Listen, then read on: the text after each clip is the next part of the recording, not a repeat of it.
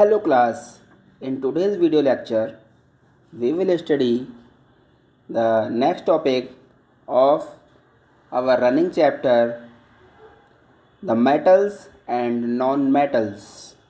Okay, so the next topic of this chapter is how metal and non-metal react together. अभी तक हम लोगों ने मेटल्स एंड नॉन मेटल्स की chemical properties का हमने स्टडी किया था, जिसमें हमने ये देखा था कि how the metals and non metals react to other chemical compounds. Now we will start the study regarding the reaction of metal and non-metal together, that what will happen when they react each other. Okay, so here very important point for you, that whenever metals react with non-metal they form ionic compound. Okay, and when the non-metals react with other non-metal they will form the covalent compounds. These two names are totally new for you, that what are ionic compound and what are covalent compound. Okay, so class, as you have studied about the ions, what are ions? Ions are the charged atoms having positive or negative charge on them. When they react together they will form the ionic compound. Okay, ionic compound कैसे बनते हैं? जब दो oppositely charge ion आपस में react करते हैं तो उनके बीच जो high electrostatic force of attraction work करता है, because of that they combine together to form a compound called ionic compound. And what about the covalent compounds? The covalent compounds are the compounds formed by the combination of two or more chemicals, or we can say the elements forming the bond by sharing the electrons. Okay, मतलब covalent bond कैसे बनेगा? जब दो या दो से ज़्यादा elements अपने इलेक्ट्रॉन्स को आपस में शेयर करेंगे. ओके, जैसे अब शेयर की अगर मैं बात करूं आपसे, तो कई बार हम ये कहते हैं कि अगर हमारे पास किसी चीज़ की कोई कमी हो जाती है तो हम किसी अपने फ्रेंड से वो चीज़ थोड़े समय के लिए ले लेते हैं, बोरो कर लेते हैं. तो ऐसी पोजीशन में एक बॉन्ड बन जाता है हमारा उस फ्रेंड से कि उसने हमें हेल्प किया. इसी तरीके से कोवलेंट बॉन्ड्स में भी दो एलिमेंट्स होते हैं जिनकी अलग अलग नीड्स होती हैं, they helps together to complete their octet और their duplet by sharing their electrons. Then the bond formed between those elements is called the covalent compound. ये जब हम टॉपिक आएगा तो इसको अलग से भी एक बार स्टडी करेंगे. Now what is bond? आपके मन में ये आ रहा होगा कि आखिर सर ने 2-3 बार बॉन्ड का नाम लिया, but what is bond? We don't know about bond. So bond क्या है कि जब एटम्स या आयंस आपस में रिएक्ट करते हैं, और क्यों रिएक्ट करते हैं? To form a molecule. तब जो लिंक उन एटम्स के बीच में बनता है, that link is known as chemical bond. Okay, जब भी कोई दो एटम्स या एटम्स ऑफ एलिमेंट आपस में रिएक्ट करते हैं और कोई नया मॉलिक्यूल बनाते हैं, तब उनके बीच में जो जॉइंट या लिंक क्रिएट होता है, that is known as the bond और द केमिकल बॉन्ड. अब बात करते हैं कि केमिकल बॉन्ड कितने टाइप का होता है. जैसे कि मैंने आपको पहले भी बताया कि chemical bond is of 2 types. First one is ionic bond and second one is covalent bond. Okay, now class. अब एक और क्वेश्चन है, आप लोग ये पूछ सकते हैं कि आखिर केमिकल कंपाउंड बनाने के लिए जो एलिमेंट्स हैं ये आपस में रिएक्शन क्यों करते हैं, इन्हें क्या ज़रूरत आन पड़ी कि आपस में एक दूसरे से रिएक्ट करें। नहीं करते, लेकिन फिर भी ये आपस में रिएक्ट कर जाते हैं। जैसे कि आपने पहले पढ़ा था कि when we add sodium in water it caught fire to form NaOH and hydrogen gas. तो अब क्या ज़रूरत पड़ी कि सोडियम वाटर से रिएक्ट करे, ऐसी क्या ज़रूरत पड़ी? तो इसके लिए आपको एक ये यहाँ पे मैंने ये टेबल दी है जिसको आपको स्टडी करना पड़ेगा, जिसमें दिया हुआ है कि electronic configuration of noble gas of inert gases.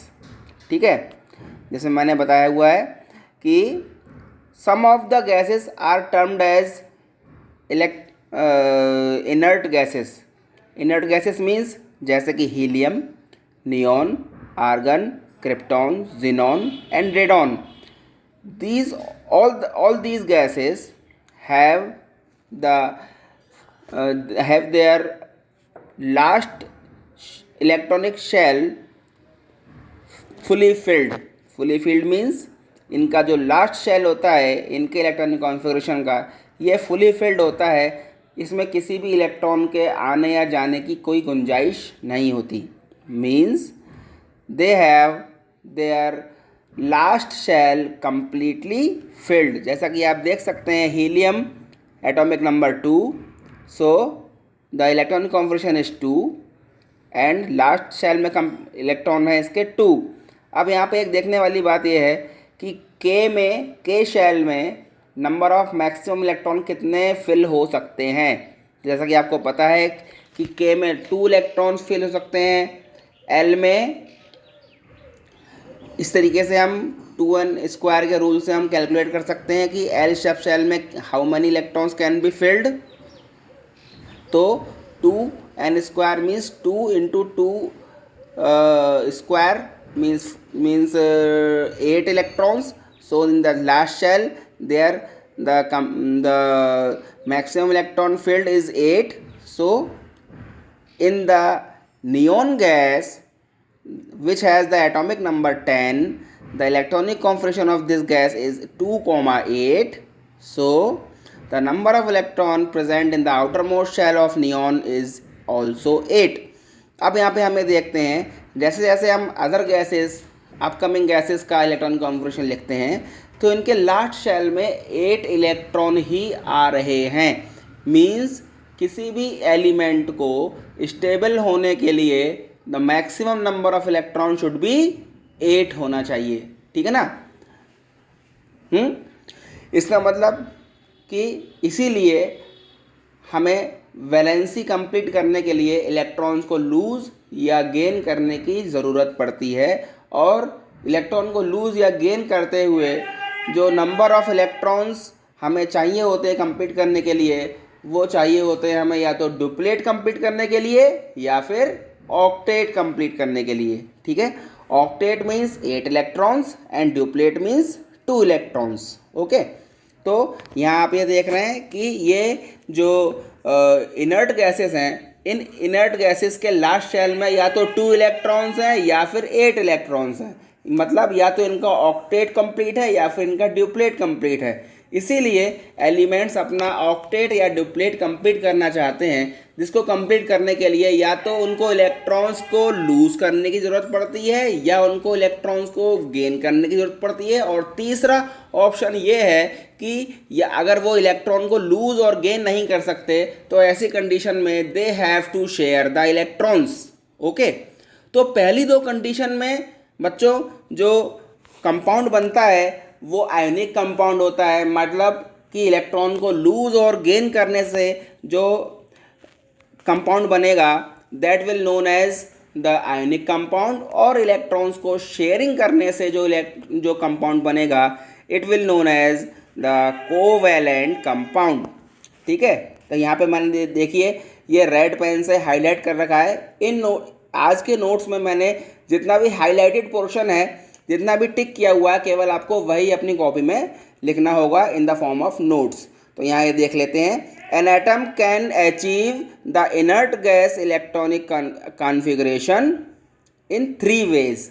ठीक है, अब एटम्स जो होते हैं अदर एलिमेंट्स के, वो क्या करते हैं, वो अपने को स्टेबल करने के लिए अपने से जो सबसे पास में जो नियरेस्ट इनर्ट गैस होती है उसका इलेक्ट्रॉनिक कॉन्फ़िगरेशन गेन करना चाहते हैं।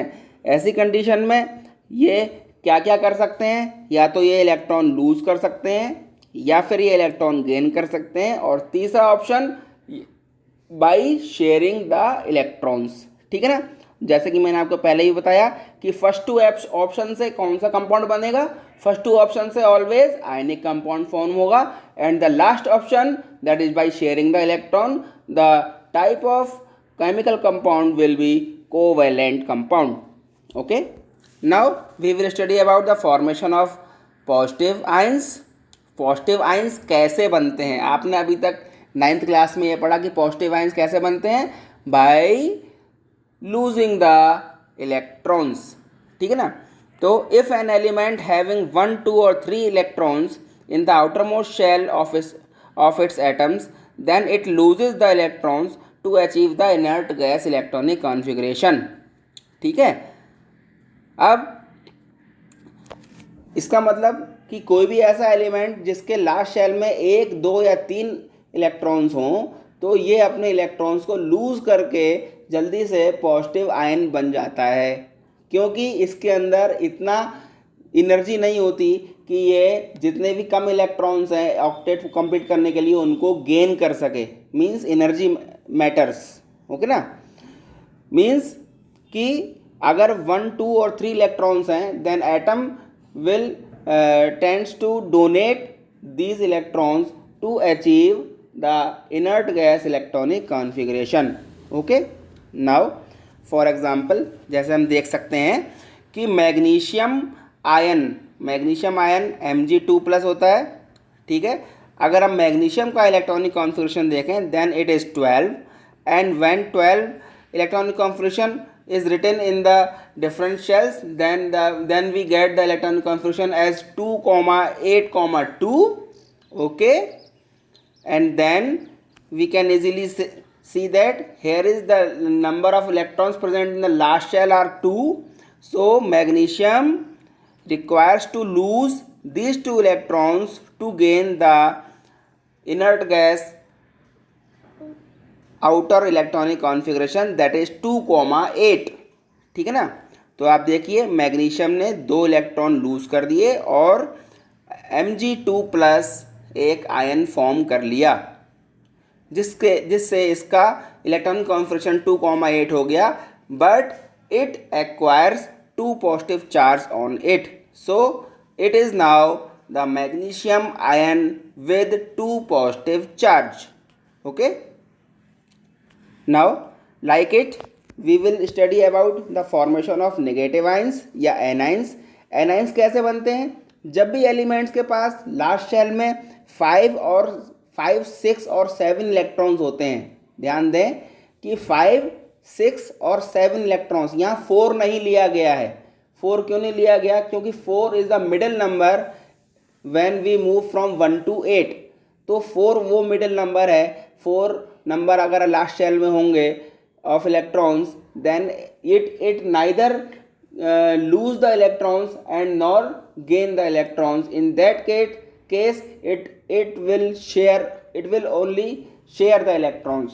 इसलिए हमने नेगेटिव आयन की फॉर्मेशन में जो लास्ट शेल में नंबर ऑफ इलेक्ट्रॉन्स लिए हैं, दीज आर एक्चुअली 5, 6 और 7।